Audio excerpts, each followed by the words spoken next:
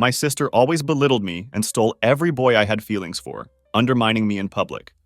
"She's not worth your time," she'd tell them. "I'm much better." I endured years of her sabotaging my relationships while I stayed quiet. Then Jake came along. When she tried her regular manipulation, batting eyelashes, disrupting our dates, appearing everywhere, he rejected her completely. "I'm only interested in your sister." She lost control, bombarding him with messages, even creating false stories about my betrayal. But he recognized her games. Now we're planning our wedding, and she still won't stop. "He's just using you. Believe me." Sup, Reddit. I really need to get this story off my chest. Honestly, I'm still processing everything that happened, and my therapist says that writing it out might help. Plus, my fiancé keeps telling me I should share this somewhere because apparently it's absolutely wild, and other people might relate to similar experiences. So here goes nothing. This whole mess started back in college, but let me give you the background first. I met Chloe during freshman orientation at Valley University. You know how it is with random roommate assignments. Sometimes they work out, sometimes they don't. At least I thought it worked out at the time, though looking back now, I realize how wrong I was about so many things. Chloe was everything I wasn't. She was blonde, bubbly, and had this magnetic personality. The kind of girl who could walk into any room and immediately become the center of attention. Everyone gravitated toward her effortlessly. Me? I'm more of the quiet, bookish type. I have brown hair, average height, and I genuinely prefer staying in with a good novel over hitting the party scene. I've never been what you'd call a social butterfly, and back then I was even more introverted than I am now. Despite our differences, Chloe and I clicked immediately. Or at least I thought we did. She was funny and seemed genuinely interested in being friends, which meant the world to me. For someone like me who had always struggled to make close girlfriends throughout high school, it felt amazing to finally have that connection I'd been missing. We'd stay up late talking about everything. Our families, our dreams, guys we thought were cute, all the normal college roommate stuff that I'd only seen in movies before. The first red flag should have been obvious, but you know what they say about hindsight being 20/20ths? It was November of our freshman year when I developed this massive crush on Blake from my chemistry lab. He was this sweet guy, pre-med, and he had this absolutely adorable way of getting flustered when he tried to explain molecular structures to the class. I'd been working up the courage to ask him to study together for weeks, telling Chloe all about it during our late-night talks. "Oh my gosh, he sounds perfect for you," she'd say, encouraging me to go for it. "You should totally ask him out. I bet he likes you too." Her enthusiasm seemed so genuine that I actually started believing I might have a chance with him. So you can imagine my surprise when I walked into the campus coffee shop that Friday afternoon and saw Chloe practically draped over Blake at a corner table, laughing at something on his phone. My stomach dropped to my shoes, but I told myself I was being paranoid. They were probably just randomly talking about chemistry or something academic. There had to be an innocent explanation. But then I heard her voice carry across the cafe, clear as day. "Trust me, Blake, you don't want to get involved with Luna. She's sweet and all, but she's not really your type. Way too serious, you know? I'm more fun." I stood there frozen with my iced mocha in hand, watching this girl I trusted completely throwing me under the bus to steal my crush. And the worst part? It was working. Blake was nodding along, clearly charmed by her whole act. By the end of that week, they were officially dating. When I finally worked up the courage to confront her about it later, Chloe just shrugged it off like it was nothing. "Oh, come on, Luna. You weren't even going to make a move," she said dismissively. "I was doing you both a favor. You would have been way too nervous to date him anyway. Trust me, I know what's best for you." The absolute audacity of it all still makes my blood pressure spike when I think about it. But here's the thing about being a people pleaser with low self-esteem. You convince yourself that maybe the person tearing you down is right. Maybe I wasn't good enough for Blake. Maybe she was doing me a favor by saving me from inevitable rejection. Maybe this was just a weird coincidence, and our friendship was more important than some guy. Spoiler alert, it wasn't a coincidence, and it definitely wasn't the last time. Over the next 4 years, this became our established pattern. I would develop feelings for someone, confide in Chloe about it during our heart-to-heart conversations, and within weeks she'd swoop in like some kind of romance vulture. There was Ryan from my American literature class. She convinced him I was too intellectual and intimidating for a normal relationship. Then there was Derek from the campus bookstore, who apparently wasn't right for me because I wasn't outgoing enough for him. By senior year, it was Kyle from my internship program, who she managed to steal by showing up to our group happy hour and monopolizing his attention all evening. Every single time, I stayed silent. Every single time, I told myself that maybe she was right about us not being compatible. Every single time, I prioritized our friendship over my own feelings because confrontation has never been my strong suit. The pattern was always exactly the same. She'd position herself as the expert on what these guys really wanted, paint me as somehow lacking or wrong for them, and present herself as the obvious better choice. And it worked every freaking time. Looking back now, I realize how completely messed up the whole dynamic was. But when you're in it, when someone you trust keeps telling you that you're not good enough, not fun enough, not the right type for anyone, you start to believe it. I started seeing myself through her eyes. Boring, too serious, not worth pursuing. I internalized every criticism she disguised as helpful advice. After graduation, we both ended up in the same city, Minneapolis.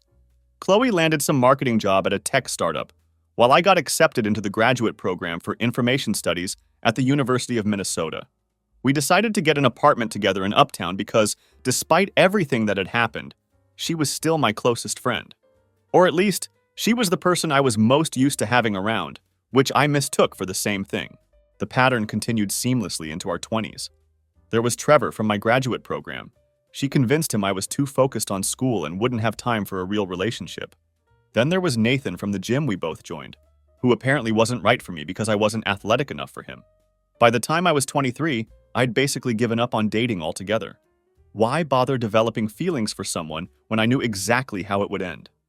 It seemed easier to just accept that romance wasn't meant for me. But then, about a year and a half ago, everything changed when I met Ethan. I was working part-time at the Minneapolis Public Library while finishing my thesis, and Ethan was this regular who came in every Wednesday and Friday to work on his laptop. He was a freelance graphic designer working on some project for a local nonprofit.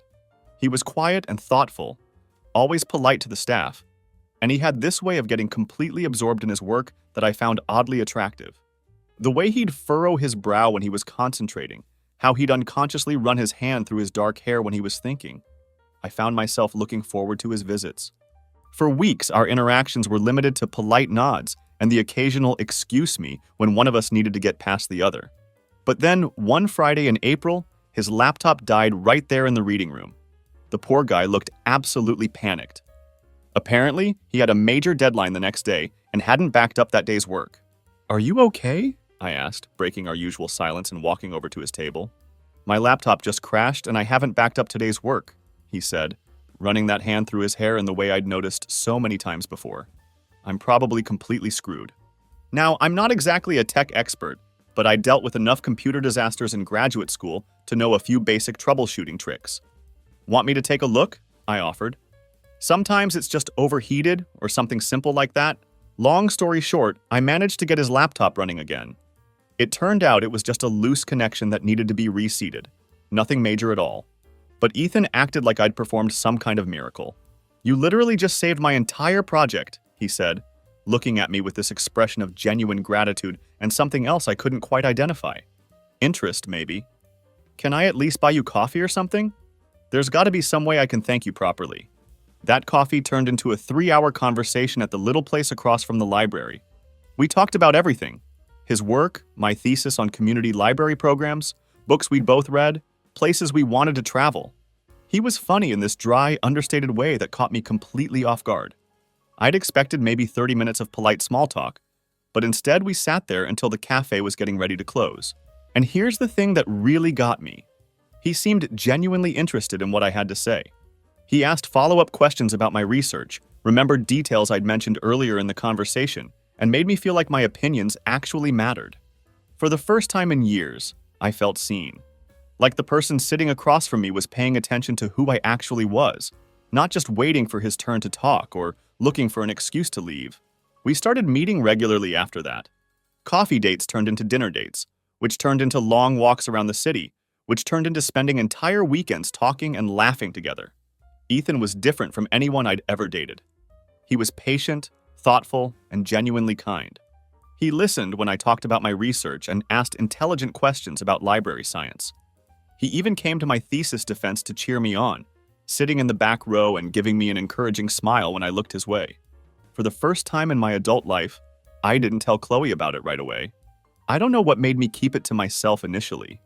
Maybe some survival instinct finally kicked in after years of watching her sabotage my relationships, or maybe I just wanted to enjoy something that was purely mine for a while. Whatever the reason, I managed to keep Ethan's secret for almost 2 months. But of course, that couldn't last forever. Minneapolis isn't that big a city, especially when you're dating someone who works in the same general area where you spend most of your time. It was bound to happen eventually. The reveal came in the most mundane way possible. Chloe and I were grabbing lunch at this sandwich place near the library, just our usual weekend routine. I was telling her about some drama with my thesis advisor when Ethan walked in. Our eyes met across the room, and he came over with this huge smile that made my heart skip a beat.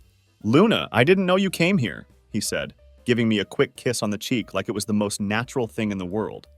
"How's the thesis revision going?" I could practically feel Chloe's radar pinging beside me, her attention sharpening like a predator catching a scent. "Oh, Ethan, this is my roommate Chloe," I said, already dreading what was about to happen. "Chloe, this is Ethan." The transformation in Chloe's demeanor was immediate and terrifying. It was like watching a predator lock onto prey. Suddenly, she was all smiles and flirtatious energy, extending her hand with that practiced charm I'd seen her use so many times before. "Ethan, oh my gosh," she said with that megawatt smile I knew so well. "Luna never mentioned you. How do you two know each other?" And just like that, I watched the familiar pattern begin to unfold right before my eyes. Chloe started asking Ethan all these questions about his work and his hobbies, acting absolutely fascinated by every single answer he gave. She managed to work in several digs at me, disguised as friendly teasing that anyone listening would think was harmless. "Oh, Luna's always got her nose in a book," she said with a laugh. "You must not see much of her. I keep telling her she needs to get out more and have some actual fun for once." But here's where things went differently than they ever had before. Ethan wasn't buying it, not even a little bit. "Actually," he said, cutting Chloe off mid-sentence, "Luna is one of the most interesting people I've ever met. We have plenty of fun together." The look on Chloe's face was absolutely priceless, like she'd been slapped. She recovered quickly, laughing it off and changing tactics, but I could see the wheels turning behind her eyes. This wasn't going according to her usual script. After Ethan left to get his food, Chloe immediately launched into damage control mode. "He seems nice," she said, but there was something sharp in her voice that I recognized. "Kind of serious though, don't you think? Are you sure he's really your type?" "Here we go," I thought. "What do you mean?" I asked, though I already knew exactly where this conversation was heading. "I don't know. He just seems a little intense," she continued, her voice taking on that concerned friend tone she'd perfected over the years. "Like he might be too much work, you know? You deserve someone who's more easygoing, more fun. Someone who really gets you." For the first time in our entire friendship, I felt a flash of genuine anger. "He does get me, Chloe," I said firmly. "Better than anyone ever has, actually." She backed off for the moment, but I knew this was far from over. And boy, was I right about that. Over the next few weeks, Chloe launched what I can only describe as a full-scale campaign to insert herself into my relationship with Ethan. She started suggesting group activities constantly. "We should all go see that new movie together," or "There's this great restaurant I want to try. The three of us should check it out." She'd show up at places where she knew Ethan and I were meeting, always with some convenient excuse. "Oh my gosh, what a coincidence. I was just meeting a friend nearby and thought I saw you guys." She even went so far as to friend him on social media and start liking and commenting on everything he posted. I'd watch her scroll through his Instagram, studying his photos like she was preparing for an exam. It was honestly creepy how thorough she was being about inserting herself into his digital life. But the thing is, Ethan saw right through it all. The first time she crashed one of our dates, showing up at the restaurant where we were having dinner because she happened to be in the neighborhood. Ethan was polite but clearly distant. After she left, he turned to me with this concerned expression. "Does she do this a lot?" he asked, his voice gentle but direct. I was so embarrassed I wanted to disappear into the floor. "She's just very social," I said weakly. "She likes meeting new people." "Luna," Ethan said, reaching across the table to take my hand. "She's not trying to meet me. She's trying to compete with you." The fact that someone else could see what I'd been blind to for years was both validating and mortifying. Here was this person I was falling hard for, watching my best friend try her usual tricks, and he wasn't falling for any of it. Instead, he was calling it out for exactly what it was. Things came to a head about a month later at this party Chloe's coworker was throwing. She'd insisted we all go together, and I'd reluctantly agreed because honestly, I still hadn't figured out how to handle the situation. Part of me was hoping that if I just ignored it, it would somehow resolve itself without me having to confront anyone. The party was typical Minneapolis 20-something stuff. Craft beer, indie music playing in the background. People clustered around talking about their jobs and their weekend plans. Ethan and I had been having a great time, talking to a few of my library school friends who were there, when Chloe appeared at my elbow with 2 drinks. "Luna, you look so tired," she said, pressing a glass into my hand with that concerned expression she'd perfected. Then, turning to Ethan with that megawatt smile, "You don't mind if I steal her for a few minutes, do you?" Before I could protest, she was dragging me toward the kitchen, leaving Ethan standing there looking confused and slightly annoyed. "What are you doing?" I hissed once we were out of earshot. "I'm trying to help you," Chloe said, but her voice had that edge it got when she was frustrated. "Can't you see he's getting bored? You've been talking to the same people all night. He needs someone who can actually entertain him." "He's not bored, Chloe," I said, my patience finally wearing thin. "We're having a good time." "Luna, trust me on this," she continued, her voice taking on that patronizing tone I was starting to hate. "I know, guys, okay? He's being polite, but I can tell he's not really into it. You're being too serious, too focused on those boring library people. He needs someone who can bring out his fun side." That's when something inside me finally snapped. Maybe it was the drinks, or maybe it was just 7 years of accumulated frustration. But for the first time in our entire friendship, I looked Chloe straight in the eye and said, "No." "What?" she asked, clearly taken aback. "I said no," I repeated, my voice getting stronger. "You don't get to do this anymore. You don't get to tell me what Ethan needs, or what's wrong with me, or why I'm not good enough. I am good enough. And if you can't handle that, then maybe we have a problem." Chloe's face went through several emotions at once. Surprise, anger, and something that might have been panic. "Luna, I'm trying to look out for you," she said, but her voice sounded less certain than usual. "No, you're not," I said, feeling years of suppressed anger finally bubbling to the surface. "You're trying to steal my boyfriend, like you've stolen every other guy I've ever liked. And I'm done pretending it's for my own good." I left her standing in the kitchen and went back to find Ethan, who was chatting with my friend Nicole about some book they'd both read. When he saw me approaching, his whole face lit up in a way that made my heart skip. "There you are," he said warmly. "Nicole was just telling me about this author I've never heard of. I was hoping you could weigh in with your expert opinion." And that's when it hit me like a ton of bricks. This man was genuinely happy to see me. He wasn't tolerating me. He wasn't settling for me. He wasn't just killing time until someone better came along. He was glad I was there, and he wanted my input on things that mattered to him. I looked back toward the kitchen and saw Chloe watching us, her expression unreadable, but definitely not happy. For the rest of the night, she kept trying her usual tactics, inserting herself into our conversations, touching Ethan's arm while she talked, making little comments designed to make me look bad or boring. But Ethan wasn't having any of it. Every time she tried to monopolize his attention, he'd steer the conversation back to include me. When she made one of her backhanded comments about my serious nature, he'd counter with something about how much he valued my intelligence and thoughtfulness. The final straw came when we were getting ready to leave. Chloe had had quite a few drinks by then, and her filter was completely gone. "Ethan," she said, swaying slightly as she grabbed his arm, "you seem like such a fun guy. You should really think about whether Luna is the right fit for you. I mean, she's sweet and all, but she's not exactly the party type, you know? Someone like you probably needs someone more outgoing." Ethan looked down at her hand on his arm, then back at her face, and his expression went completely cold.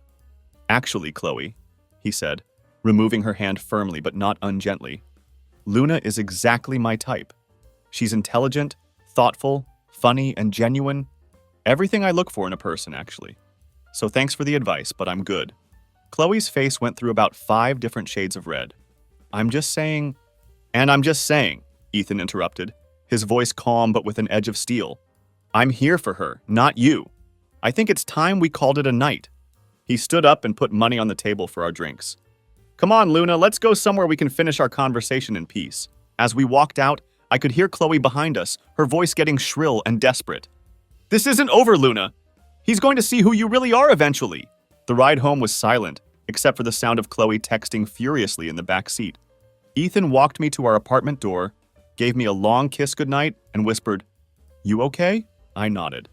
Though honestly, I wasn't sure if I was okay or not. Everything felt different now, like some fundamental shift had occurred that I couldn't quite name yet. "We'll talk tomorrow?" he asked. "Yeah, tomorrow," I agreed. But before tomorrow came, Chloe made sure to have her say. I'd barely gotten my shoes off when she launched into what I can only describe as a complete meltdown. "I cannot believe you talked to me like that in front of everyone," she started, following me toward my bedroom like a storm cloud.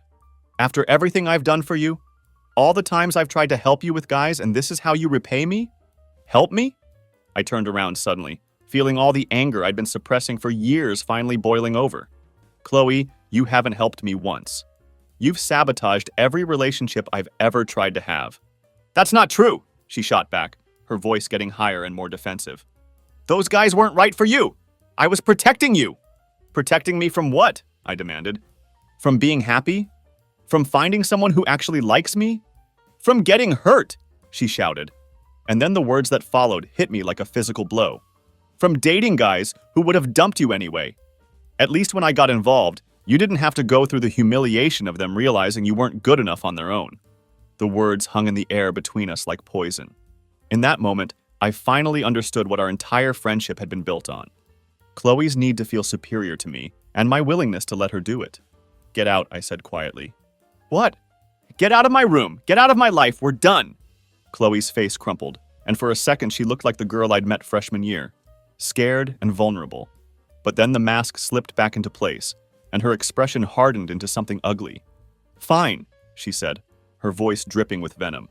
"But don't come crying to me when Ethan realizes what I've been trying to tell him all along. Don't blame me when he figures out that you're not worth the trouble." She slammed my bedroom door so hard that our cheap apartment wall shook, and I could hear her stomping around the living room, probably packing her things. I sat on my bed for a long time that night, processing everything that had happened.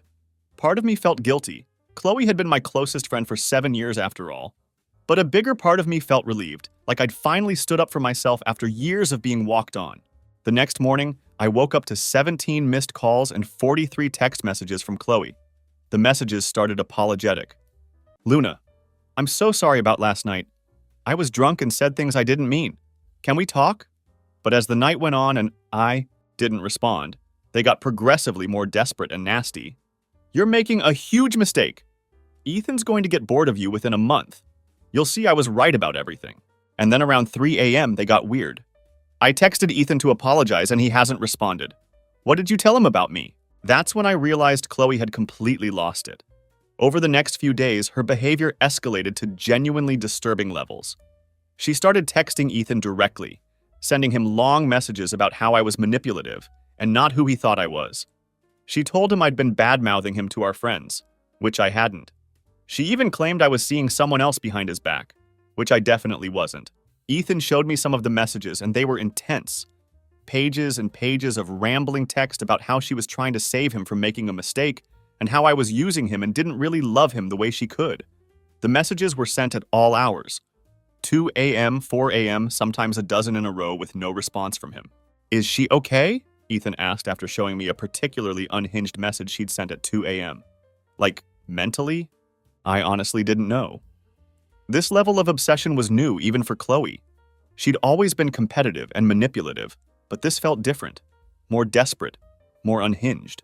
Things got even weirder when she started showing up places.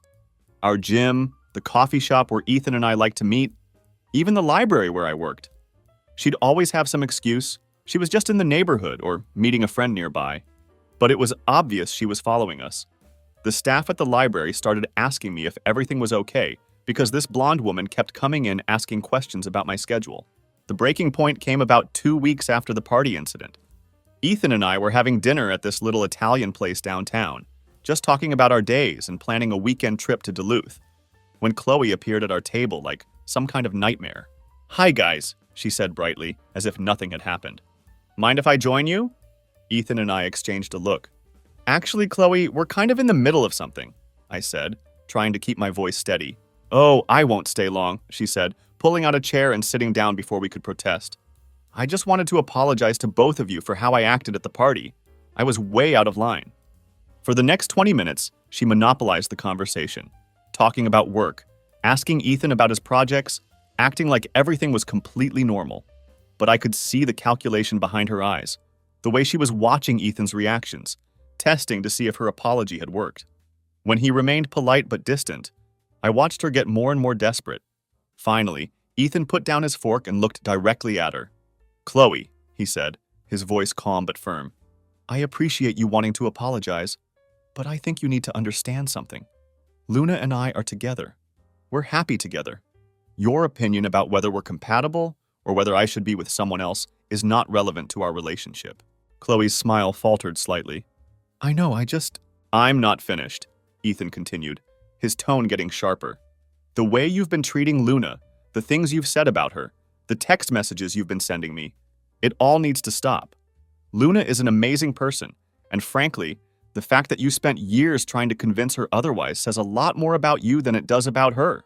Chloe's face went white, then red, then white again. "You don't understand. I understand perfectly," Ethan said, standing up and putting money on the table for our check. "I understand that you're used to getting what you want by putting other people down. But it's not going to work with me, and it's not going to work anymore with Luna. Come on, Luna, let's go somewhere we can finish our dinner in peace." As we walked out, I could hear Chloe behind us, her voice getting shrill and desperate. "This isn't over, Luna. He's going to see who you really are eventually." That night, the text messages started again. But this time, they weren't just going to me and Ethan. She was texting our mutual friends, our former classmates, even people from work, spreading rumors about how I was jealous and couldn't handle her success with men. She told them how I was turning Ethan against her and isolating him from his friends, which was particularly rich since Ethan had more friends than I did and got along great with all of them. Some people believed her, at least initially. Chloe had always been charming and good at telling her side of the story in a way that made her seem like the victim. But the thing about lies is that they fall apart under scrutiny, and Chloe's story had more holes than Swiss cheese. Plus, our mutual friends had known both of us for years. They'd seen the pattern, even if they'd never said anything about it before. When Chloe started her smear campaign, several people reached out to me privately to ask if I was okay and to let me know they didn't believe what she was saying. My friend Hannah from library school put it best.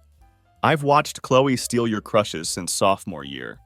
I always wondered when you were going to stand up to her." The final escalation came about a month later.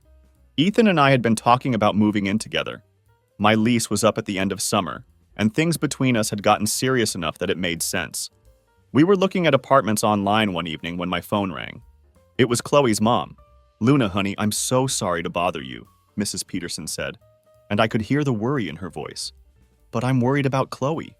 She's been calling me crying about you and some boy, and she's not making much sense. Did something happen between you two?" I'd always liked Mrs. Peterson. She was a sweet woman who had welcomed me into their home countless times over the years. I felt terrible that Chloe had dragged her into this mess. "We had a falling out," I said carefully. "I'm dating someone she doesn't approve of, and things got complicated." "She said you stole her boyfriend," Mrs. Peterson said quietly. My heart sank. Of course, that's how Chloe would spin it. "No, Mrs. Peterson. I met someone on my own, and Chloe tried to interfere. When it didn't work, she got upset." There was a long pause. "Luna, can I ask you something? And please be honest with me." "Of course." "Has Chloe done this before? With other boys you've dated?" The question hung in the air. Mrs. Peterson was asking me to tell her that her daughter had a pattern of cruel behavior spanning nearly a decade. But she was also asking because she suspected it was true. "Yes," I said quietly. "She has." Another long pause. "I was afraid of that. She's been different since you two stopped talking. Obsessive. I found a notebook in her room full of information about your boyfriend. His work, his address, his family. I think she needs help, Luna." That conversation was what finally convinced me to take legal action. I'd been hoping Chloe would eventually calm down and move on. But the stalking behavior was escalating. And now it was affecting other people too. The fact that she was keeping a notebook with detailed information about Ethan was genuinely terrifying. Ethan and I went to the police the next day to file a restraining order. We had documentation of everything: the text messages, the social media harassment, witness statements from friends who'd seen her following us, and now Mrs. Peterson's testimony about the notebook. The officer who took our report said it was one of the clearest cases of stalking he'd seen in a while. When Chloe was served with the restraining order, she violated it within 24 hours by calling Ethan's work phone to tell his boss that he was involved with a dangerous person who was manipulating him. That earned her a night in jail and a court date. The hearing was absolutely surreal. Chloe showed up with a lawyer and everything, trying to paint herself as the victim of a malicious prosecution by a jealous ex-friend. She claimed I was lying about our history, that she'd never interfered in my relationships, and that Ethan was somehow controlling me and turning me against her. She even tried to argue that her research on Ethan was just her being a concerned friend. But here's the thing about having documentation. It's hard to argue with text messages, emails, and witness testimony. When the judge saw the evidence, not just from the recent stalking, but from years of similar behavior that our mutual friends testified about, Chloe's story fell apart completely. Hannah testified about watching Chloe systematically sabotage my relationships in college. My coworker from the library testified about Chloe's frequent visits asking about my schedule. Even Mrs. Peterson testified about finding the notebook and being concerned about her daughter's obsessive behavior. The judge granted a permanent restraining order and ordered Chloe to attend counseling. In his words, her behavior showed a disturbing pattern of manipulation and harassment that needed professional intervention. That was 10 months ago. Ethan and I moved in together last spring to a beautiful apartment in St. Paul, far enough from our old neighborhood that we don't have to worry about random encounters. We adopted a cat named Fitzgerald. Yes, after F. Scott, because we're both literature nerds like that. Ethan proposed 5 months ago on the anniversary of the day we met at the library, with a ring he'd hidden inside a hollowed-out book of poetry. We're planning a small wedding for next fall, just close friends and family. Nothing fancy, just a celebration of what we've built together. But Chloe is still calling. She can't contact me or Ethan directly because of the restraining order, but she's found creative ways around it. She calls my parents, my work, even the vendors we've hired for the wedding, always with the same message. He doesn't really love her. Trust me, I know him better than she does. She's making a mistake. My mom finally blocked her number after Chloe called sobbing at 11 p.m. on a Tuesday, claiming she had important information about Ethan that I needed to know for my own safety. When my mom asked what information, Chloe hung up.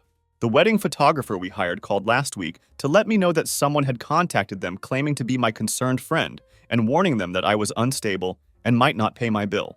When the photographer asked for specifics, the caller couldn't provide any and hung up. It's honestly kind of sad at this point. Chloe has spent so much energy trying to prove that Ethan doesn't really love me that she's destroyed any credibility she might have had. Even people who initially believed her stories have started to see the pattern. The desperate phone calls, the constantly changing accusations, the way she can't seem to move on with her own life. I heard through mutual friends that she's been through 3 different jobs since our court hearing, mostly because she keeps getting distracted by her obsession with exposing me and Ethan. Her social media is a mix of vague posts about fake friends and truth coming to light, interspersed with increasingly desperate attempts to make her own life look exciting and fulfilling. The irony is that if Chloe had just been happy for me, if she'd been the friend I thought she was, she could have been part of our happiness. Ethan's a good guy who's always tried to be inclusive of my friends. If she hadn't immediately gone into predator mode, she probably would have ended up being part of our friend group, maybe even a bridesmaid at our wedding. Instead, she's made herself into a cautionary tale about what happens when jealousy and entitlement go unchecked. I've learned a lot about myself through all of this. For years, I thought I wasn't good enough, interesting enough, fun enough to keep someone's attention. I let Chloe convince me that I was lucky to have her friendship, that without her intervention, I'd end up alone and disappointed. But being with Ethan has shown me who I really am when I'm not being told I'm inadequate all the time. I'm funny. Not in a loud, attention-grabbing way, but in a quiet, observational way that makes the people I care about smile. I'm interesting. Maybe not to everyone, but definitely to the right person. I'm worth loving, not as a consolation prize or a backup plan, but as a first choice. The relationship I have with Ethan isn't perfect because no relationship is, but it's built on mutual respect, genuine affection, and the kind of partnership where we both try to bring out the best in each other. Not once has he made me feel like I need to be someone else to keep his interest.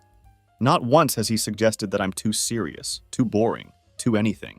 When I told him about my fears that maybe Chloe was right, maybe I wasn't fun enough or outgoing enough for him, he looked at me like I'd grown a second head. "Luna," he said, I fell in love with you specifically because of who you are. The way you get excited about books, how you remember tiny details about conversations we had months ago, the fact that you'd rather have one meaningful conversation than 10 superficial ones. Why would I want you to be someone else? That's when I realized that all those years of feeling inadequate weren't because I was actually inadequate. They were because I was spending time with someone who needed me to feel that way to feel good about herself. Chloe was never trying to protect me from heartbreak. She was trying to protect herself from the possibility that I might be happy without her, that I might be lovable without her input, that I might not need her constant guidance about my own life. The saddest part is that she could have been part of my happiness if she'd been able to celebrate it instead of trying to destroy it. But you know what? I'm done being sad about it. I'm done feeling guilty for standing up for myself. I'm done wondering if I should have handled things differently. I found someone who loves me exactly as I am, and I'm marrying him in 8 months. We're building a life together based on honesty, mutual support, and genuine affection. We laugh together every day, we support each other's dreams, and we're planning a future that neither of us has to pretend to want.